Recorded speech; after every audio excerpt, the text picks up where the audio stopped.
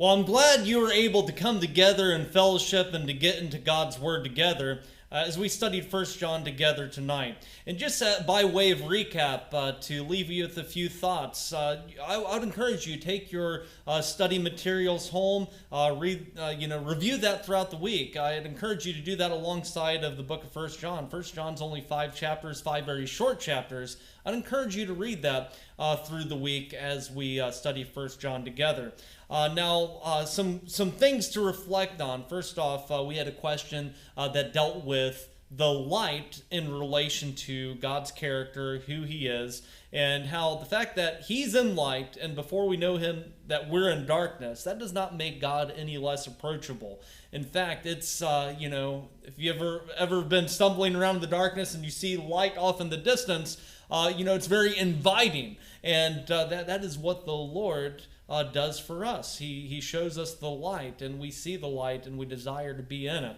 It's a lot better to be in the light than to be in the darkness. So remember that shows us how approachable God is. Although He is holy, He is righteous, He is far above all things, including us.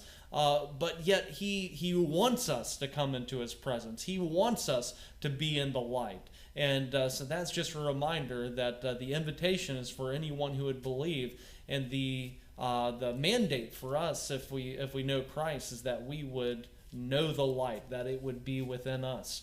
Also, we talked about some safeguards to put into our life to make sure that we're walking in the light. Let us be true to the Lord. Let us be true to God's Word. As we get into God's Word and learn it and know it, there's a responsibility that we have to live it out into our lives.